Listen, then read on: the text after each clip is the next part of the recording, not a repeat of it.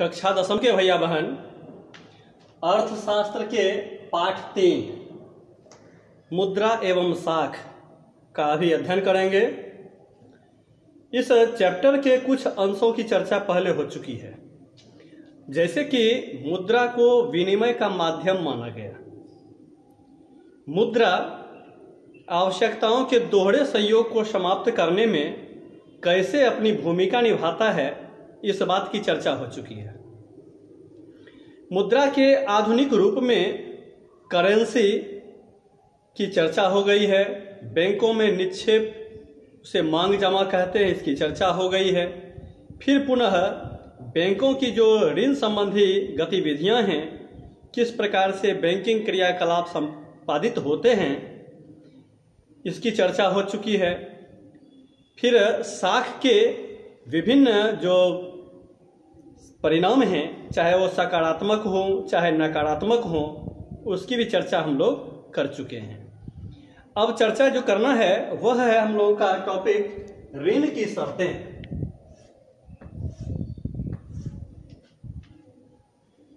एक सामान्य सी बात है, आप भैया बहन भी अपने जीवन में यह देखे होंगे, अपने आस पड़ोस में इस बात को महसूस किए होंगे कि अगर कोई व्यक्ति किसी से कर्ज मांगता है तो क्या क्या स्थितियां सामने आती हैं। आप खुद एक उदाहरण देखकर चेक कर सकते हैं। उदाहरण के रूप में खुद को आप देख सकते हैं। किसी भी अपने मित्र बंधु से, अपने अड़ोस पड़ोस के लोगों से अगर आप उनसे कोई कर्ज मांगिए कि भाई आज हमको आप 50 रुपए दे दीजिए, उदाहरण के तौर पर, आपको तुरंत प्रत्युत्तर में अनेक बातें सुनने को मिल जाएगी। क्या बात हो सकती है कि भाई आपको हम जो 50 रुपए देंगे आप कब लौटाएंगे, आप लौटाएंगे या नहीं लौटाएंगे, इसकी क्या गारंटी है। आप लौटाएंगे तो उससे मुझे फायदा क्या होगा, मैं क्यों दूं आपको ऋण। अर्थात अनेक बातें इससे जुड़ी हुई हैं। तो इसी को हम लोगों को समझना है कि ऋण की क्या क्या शर्तें हो सकती हैं। सामान्य तौर पर ऋण की शर्तों में ब्याज दर, समर्थक ऋणाधार, आवश्यक कागजात, भुगतान के तरीके, इन सबों को सम्मिलित रूप में रखा गया है। अर्थात अगर ये कहा जाए कि ब्याज दर, समर्थक ऋणाधार, आवश्यक कागजात, भुगतान के विभिन्न तरीके, ये सभी सामूहिक रूप में ऋण की शर्तें कहलाती हैं, तो कोई दो मत नहीं है। अब क्रमशः हम इन सारे बिंदुओं की चर्चा करेंगे। ऋण की शर्तों में ब्याज दर। ऋण चाहे आप औपचारिक क्षेत्र से लें अथवा अनौपचारिक क्षेत्र से लें, उसमें ब्याज दर लगभग देखने को मिलता है, निश्चित रूप से मिलता है देखने को। औपचारिक क्षेत्र से ऋण लेते हैं तो उसके ब्याज दरों को तो निर्देशित करने वाला एक संगठन है, एक इकाई है, जिसे भारतीय रिजर्व बैंक के नाम से आप जानते हैं। अगर नहीं जानते हैं तो आप जानकारी ले लीजिए कि भारतीय रिजर्व बैंक विभिन्न यह बैंकों के माध्यम से, सहकारी समितियों के माध्यम से दिए गए ऋणों के ब्याज दर को देखरेख करने का काम करता है। उससे संबंधित कुछ गाइडलाइन भी जारी करता है। अगर अनौपचारिक क्षेत्र से ऋण लेते हैं तो उसके ब्याज दर को निर्धारित करने वाला कोई संगठन नहीं है देश में। यह निर्भर करेगा कर्ज लेने वाले की स्थिति और कर्ज देने वाले की मनोवृत्ति पर। हो सकता है कि कोई व्यक्ति 5% ब्याज दर पर, मंथली ब्याज दर पर ले ले। हो सकता है किसी को 10% मंथली ब्याज दर पर ऋण प्राप्त हो। जहां एक और बैंक आपको वर्ष भर में मात्र 6%, 10% या 12% वह ब्याज दर लेगा, लेकिन अनौपचारिक क्षेत्र में ऐसा भी हो सकता है कि 5% मंथली, 10% मंथली पे आपको ऋण लेना पड़े। तो ब्याज दर एक अनिवार्य तत्व है। ऋण की शर्तों में इसे निश्चित रूप से शामिल किया जाता है। हो सकता है कि कुछ एक अपवाद ऐसे हों जिसमें कि अनौपचारिक क्षेत्र में आपको बगैर ब्याज का भी ऋण मिल जाए, ये अलग बात है। दूसरी बात, समर्थक ऋणाधार। ये क्या है समर्थक ऋण आधार? तो बताया गया है कि समर्थक ऋण आधार वह संपत्ति है जिसका स्वामी क्या है? कर्जदार है। अर्थात कर्ज लेने वाले व्यक्ति ने जिस संपत्ति को गारंटी के रूप में कर्जदाता के पास जमा किया है वही संपत्ति है समर्थक ऋण आधार। यह समर्थक ऋण आधार इस बात की गारंटी देता है कि अगर मैं ऋण को ससमय नहीं लौटा पाया तो कर्जदाता अगर चाहे तो उस समर्थक ऋण आधार को बेच करके अपने कर्ज की प्राप्ति कर सकता है, अपने धनराशि को वापस ले सकता है। तो समर्थक ऋण आधार में भूमि का कोई कागजात हो सकता है, कोई पशु हो सकता है, कोई बड़ी संपत्ति हो सकती है, कोई आपकी गाड़ी हो सकती है, या और प्रकार के कोई इस पर से संबंधित कोई सामग्री हो सकती है, कोई संपत्ति हो सकती है।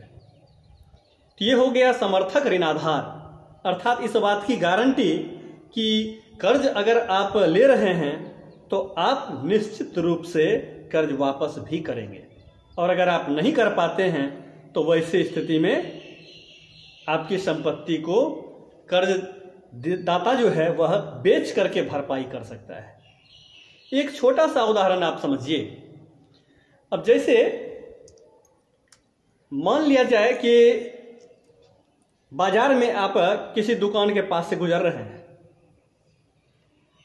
अचानक आपको कोई ऐसी सामग्री की आवश्यकता हो गई, मान लिया जाए कि कोई दवाई ही खरीदनी है, ध्यान में आया कि भाई ये दवाई तो बहुत ज़रूरी है लेकिन हम पैसा तो ले नहीं पाए घर से। तो ऐसी स्थिति में क्या करेंगे?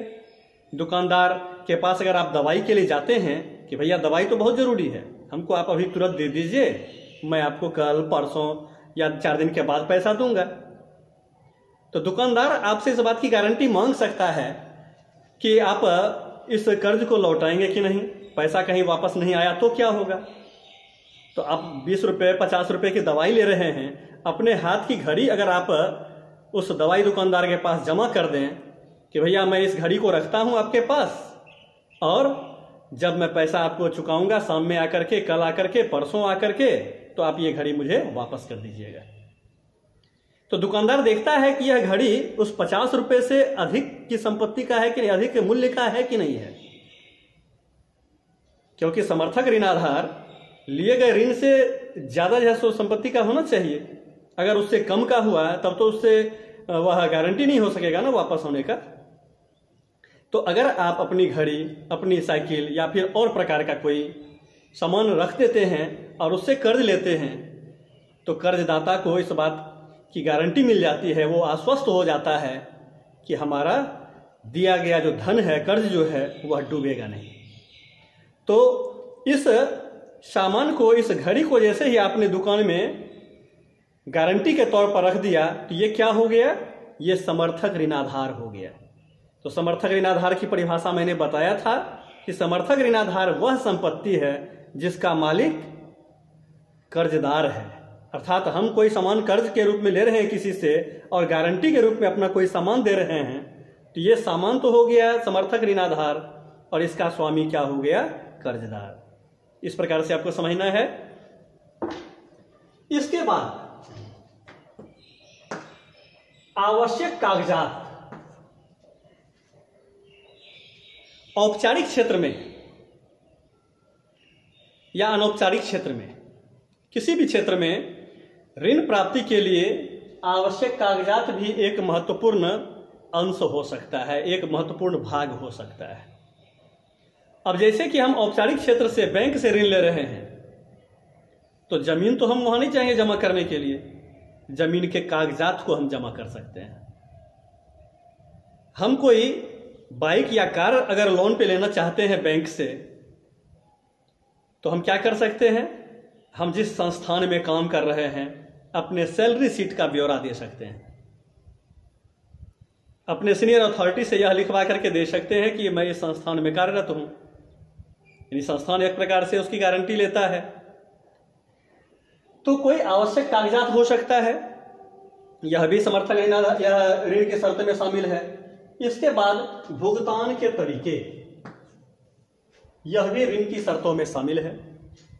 अर्थात कर्ज जो दिया जा रहा है कर्ज दाता के द्वारा और कर्ज जो लेने वाले हैं कर्जदार, उन दोनों के बीच इस बात का भी एग्रीमेंट होता है कि आप हमारे द्वारा दी गई जो धनराशि है, जो कर्ज है, उसे आप लौटाएंगे कैसे, उसका भुगतान का तरीका क्या होगा, कितने दिनों में आप लौटाएंगे, मंथली करके लौटाएंगे कि साप्ताहिक में लौटाएंगे कि 1 वर्ष में इकट्ठा लौटाएंगे कि 5 वर्ष के बाद लौटाएंगे, इत्यादि प्रकार की बातें यह ऋण की शर्तों में शामिल है। इसे सामूहिक रूप में आप ऋण की शर्तें कहेंगे।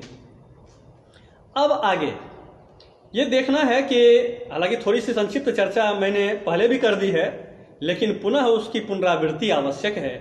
और वो पुनरावृत्ति किस चीज की है? तो भारत में औपचारिक क्षेत्र में साख, इसकी चर्चा हम लोग करने जा रहे हैं।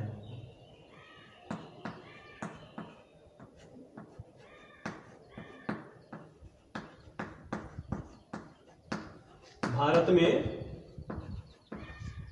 औपचारिक क्षेत्र में साख,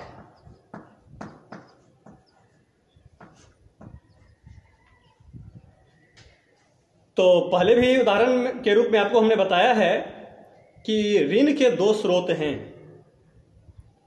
मुख्यतया 2 स्रोत हैं, उसके अलग अलग उदाहरण हैं। उदाहरण अलग अलग हो सकते हैं, लेकिन मुख्यतया स्रोत 2 ही हैं, या तो औपचारिक स्रोत या अनौपचारिक स्रोत। तो पहले चर्चा हम लोग कर रहे हैं औपचारिक क्षेत्र में साख। तो औपचारिक क्षेत्र में बैंक, सहकारी समिति इत्यादि इसमें सम्मिलित किए गए हैं। तो औपचारिक क्षेत्र के द्वारा जो ऋण दिए जाते हैं, इसकी गतिविधियों की देखरेख करने का काम कौन करता है? तो भारतीय रिजर्व बैंक। किस प्रकार का ब्याज दर होगा, ऋण की क्या शर्तें होंगी और प्रकार के क्या मापदंड होंगे, सारी बातों की देखरेख भारतीय रिजर्व बैंक करता है। ऋण हर वर्ग के लोगों को मिल रहा है कि नहीं, कि कुछ एक खास वर्ग को ही दिया जा रहा है, बड़े बड़े उद्योगपतियों को ही दिया जा रहा है, इस पर भी नियंत्रण रखने का काम भारतीय रिजर्व बैंक करता है। तो अब इस भारत में औपचारिक क्षेत्र में जो साख की चर्चा हो रही है, इस संदर्भ में एक बार पुनः आपको पुस्तक निकालने की आवश्यकता है। अपनी किताब को आप निकालिए और जरा देखिए, एनसीईआरटी की पुस्तक अर्थशास्त्र पेज नंबर 48, आप ध्यान से देख लीजिए। इसमें एक आरेख दिया गया है, यहाँ ध्यान से देखिए, एक आरेख, इस आरेख पर आइए और जैसा मैं आपको बता रहा हूं उसको ध्यानपूर्वक सुनिए, समझने का प्रयास कीजिए। आरेख एक वर्ष 2003 में भारत में ग्रामीण परिवारों के साख के स्रोत को दर्शाता है। इसे बोर्ड पर बनाने के बजाय मैं आपको ऐसे ही समझा रहा हूं, आप अपने पुस्तक में देख करके समझने का प्रयास करेंगे। आप देखिए, अलग अलग कलर से इस सर्किल में दर्शाया गया है कि किस क्षेत्रक से, किस स्रोत से कितने प्रतिशत लोग ऋण प्राप्त कर पा रहे हैं। तो देखिए, बैंगनी कलर से यहां दर्शाया गया है, साहूकार से ऋण क्या करते हैं लोग, 30% लोग ऋण प्राप्त करते हैं। ग्रामीण परिवार के संदर्भ में मैं चर्चा कर रहा हूं। व्यापारी 3% ऋण प्राप्त करते हैं, व्यापारियों से 3% ग्रामीण परिवार के लोग ऋण प्राप्त करते हैं। रिश्तेदार और दोस्त से 7% लोगों को ऋण प्राप्त होता है। अन्य स्रोत से 7% लोगों को ऋण प्राप्त होता है और भूस्वामी से 1% ग्रामीण परिवार के लोग ऋण प्राप्त करते हैं। आप देख रहे होंगे अपने बुक में, इस आरेख को देख करके समझना है, जो बात मैं बता रहा हूं उस पर ध्यान देना है। दूसरी ओर 25% ग्रामीण परिवार के जो लोग हैं, उनके साख का स्रोत जो है वह व्यावसायिक बैंक है, व्यावसायिक बैंक, और 27% सहकारी समितियों के माध्यम से। तो आपको मैंने बताया था कि औपचारिक क्षेत्र के जो उदाहरण हैं वह बैंक एवं सहकारी समिति।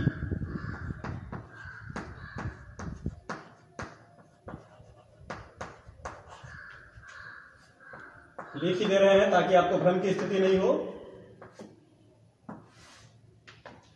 तो इन साधनों से देख रहे हैं कि 52% लोग क्या कर रहे हैं, तो औपचारिक क्षेत्र से ऋण प्राप्त कर रहे हैं, और 48% लोग जो हैं ग्रामीण परिवार के, वह अनौपचारिक क्षेत्र से ऋण प्राप्त कर रहे हैं। क्योंकि भूस्वामी, साहूकार, व्यापारी, रिश्तेदार, अन्य, ये सभी अर्थात जितने भी स्रोत बैंक एवं सहकारी समिति से हट करके है, वह सभी अनौपचारिक स्रोत के ही उदाहरण हैं। तो अभी तुरंत चर्चा किए हैं कि भारतीय रिजर्व बैंक ऋणों के औपचारिक स्रोतों की कार्यप्रणाली पर नजर रखता है, और यह भी देखता है कि बैंक जो है वह ऋण किसी खास उच्चस्थ वर्ग को ही नहीं दे, बड़े बड़े पूंजीपतियों को ही वह ऋण नहीं दे, बल्कि छोटे व्यवसायी, छोटे किसान, छोटे मजदूर, अर्थात जो भी जरूरतमंद हैं, हर किसी तक ऋण प्राप्त हो, ऋण की पहुंच हो, ऐसी व्यवस्था वह देखती है। अब अनौपचारिक क्षेत्र में अगर आप चर्चा करें कि औपचारिक क्षेत्र में तो बैंक एवं सहकारी समिति के द्वारा ऋण हो गया, ये चर्चा हो गई कि इसके सारे क्रियाकलापों को रिजर्व बैंक देखता है, लेकिन अनौपचारिक स्रोत में, अनौपचारिक स्रोत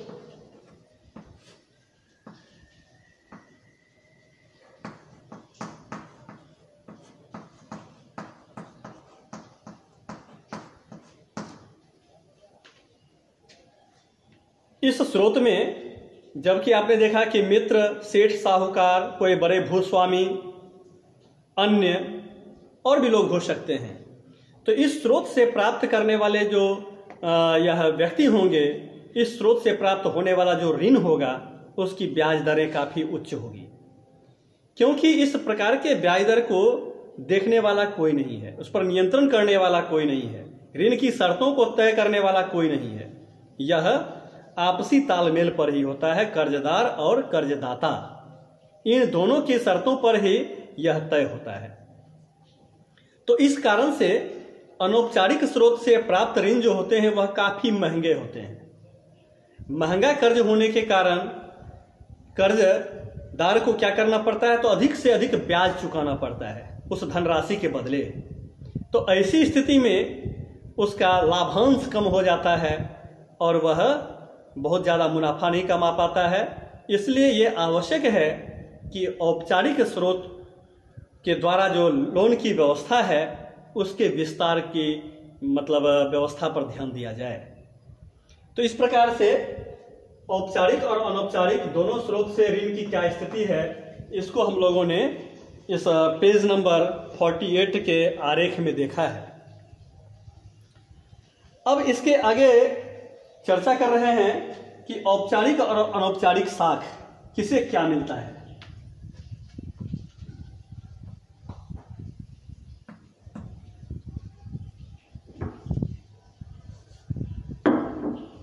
औपचारिक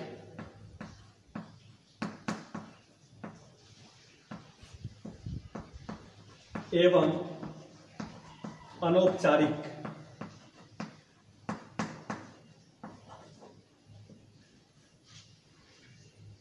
साख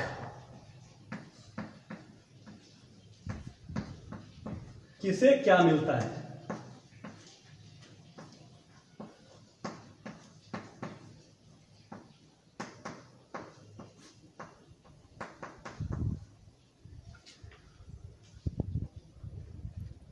इस टॉपिक को समझने के लिए पुनः पेज नंबर 49 में आइए और यहाँ नीचे आरेख दिया गया है, आरेख 2। या ध्यान से देखिए, इस आरेख को देख करके आप समझ पाएंगे। इस आरेख पर ध्यान देना है, मैं इसके बारे में विस्तार से समझाने जा रहा हूँ।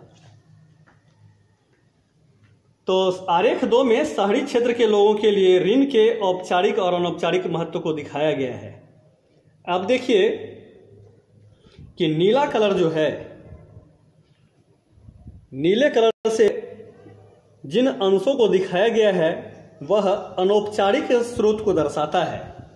अनौपचारिक स्रोत अर्थात जिसमें कि सेठ साहूकार, मित्र बंधु, अड़ोसी पड़ोसी, कोई भूस्वामी या और ऐसे लोग या ऐसा साधन शामिल हो सकता है जो कि बैंक और सहकारी समिति से हट करके है।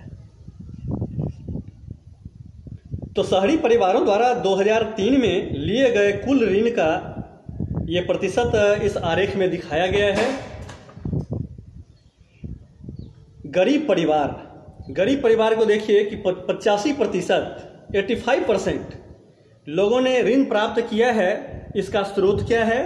तो अनौपचारिक, अर्थात वह हो सकता है किसी मित्र बंधु से लिए हों ऋण के रूप में, हो सकता है किसी भूस्वामी से उन्होंने कर्ज लिया हो सकता है कि वह अपने पड़ोसियों से कर्ज लिया हो सकता है कि अपने वह मालिक से कर्ज लिया हो, या और जो भी स्रोत हो सकता है।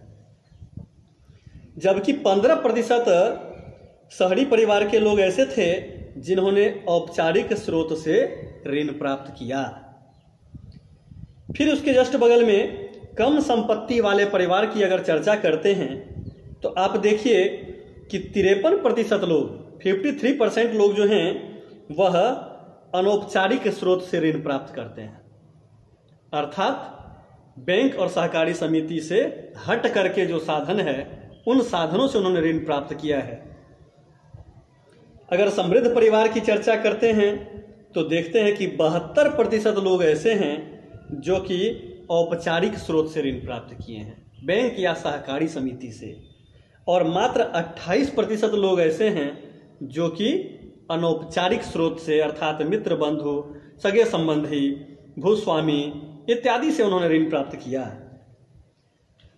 और अमीर परिवार की जब चर्चा करते हैं तो इसमें पाते हैं कि 90% लोगों ने औपचारिक स्रोत से ऋण प्राप्त किया, अर्थात बैंक से या सहकारी समिति से, और मात्र 10% लोग ऐसे हुए जो कि अनौपचारिक क्षेत्र से ऋण प्राप्त किए हैं।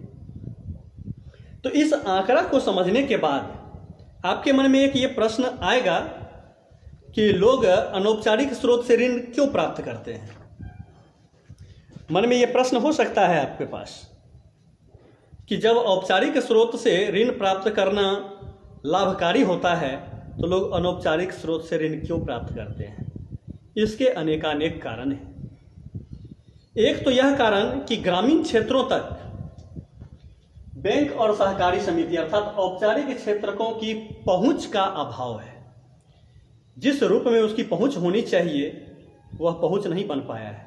सुदूर ग्रामीण क्षेत्रों में बैंक इत्यादि का बहुत ज़्यादा विस्तार नहीं हो पाया है। एक तो ये कारण है।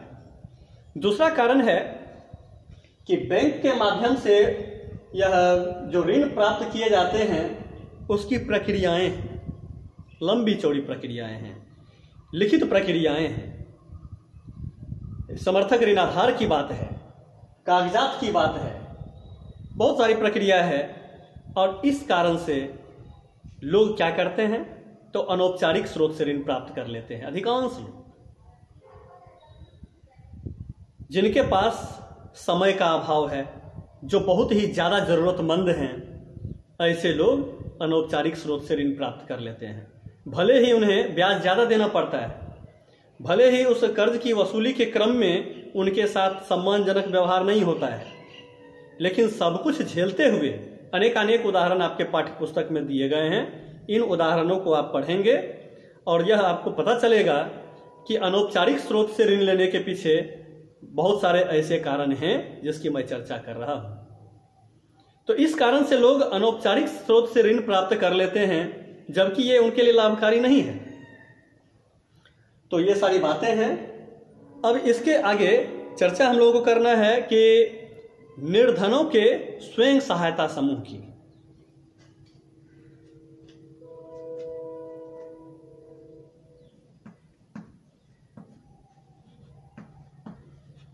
निर्धनों के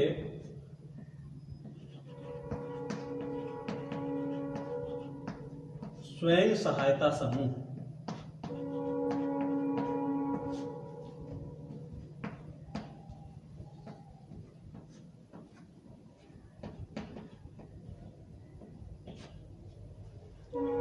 SHG के भी नाम से आप इसे समझ सकते हैं, जान सकते हैं। सेल्फ हेल्प ग्रुप, स्वयं सहायता समूह।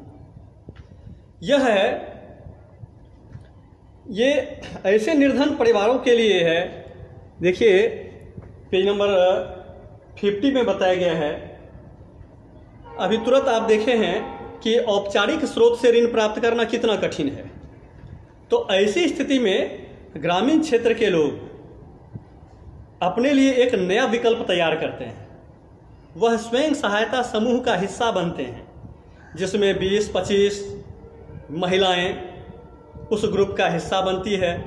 अपने अपने छोटी छोटी ज़रूरतों को काट करके, छोटी छोटी बचत को वह इस समूह में जमा करते हैं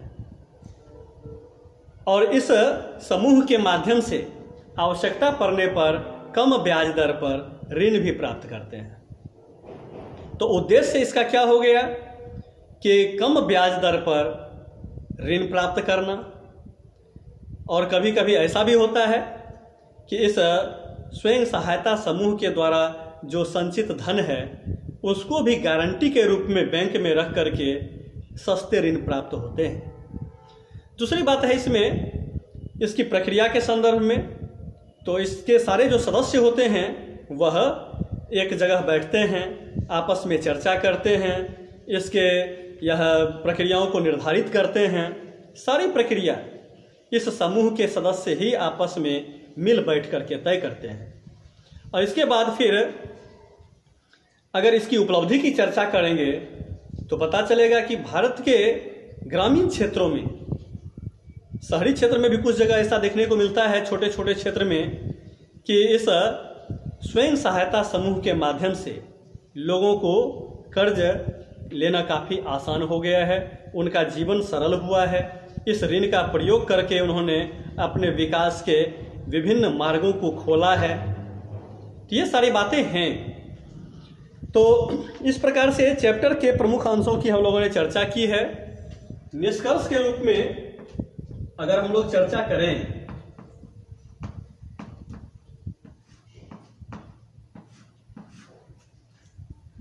निष्कर्ष के रूप में हम लोगों ने इस चैप्टर को जो पढ़ा है, इसमें हम लोगों ने देखा है कि मुद्रा जो है वह आधुनिक समय में विनिमय का एक प्रमुख साधन हो गया है।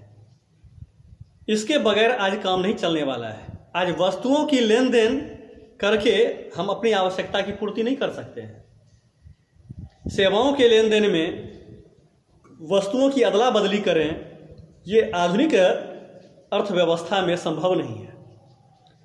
तो मुद्रा के आधुनिक रूप की चर्चा हम लोगों ने की है।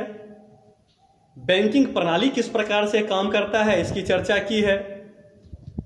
ऋण केवल हमें लाभ ही नहीं देता है, इसके कुछ ऐसे विषम परिस्थिति हैं जबकि हमें ऋण कर्ज जाल में भी फंसा देता है। इस बात को भी हम लोगों ने देखा है। और ऋण के औपचारिक और अनौपचारिक स्रोतों की भी हम लोगों ने चर्चा की है कि औपचारिक स्रोत लाभकारी तो है, लेकिन इसकी पहुंच ग्रामीण क्षेत्रों तक नहीं पहुंच पाई है, इसकी पहुंच नहीं हो पाई है। सुदूरवर्ती क्षेत्रों तक यह सर्वसुलभ नहीं हो पाया है। और इस कारण से अनौपचारिक स्रोत से ऋण लेने की व्यवस्था जो है वह बहुत ही ज़्यादा प्रभावी होती है। हालांकि यह लोगों के लिए हानिकारक है।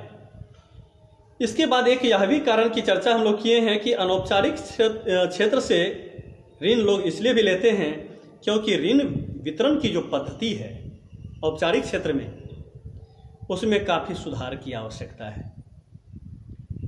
उसमें प्रक्रियाओं को कुछ सरल करने की आवश्यकता है। उसमें यह भी आवश्यक है कि जो रिजर्व बैंक जो व्यवस्था बनाई है कि सर्वसुलभ हो ऋण, तो उसकी जांच करने के लिए भी ज़्यादा प्रभावी कदम उठाए जाने की आवश्यकता है। तभी जाकर के औपचारिक क्षेत्र से अधिक लोगों को ऋण प्राप्त हो सकेगा। और इस प्रकार से हम लोगों ने मुद्रा एवं साख चैप्टर को पूर्ण कर लिया है। इस चैप्टर को आप सही ढंग से पढ़ें, क्योंकि यह सत्र 2020-21 में आपके लिए कंपलसरी चैप्टर के रूप में रखा गया है। धन्यवाद।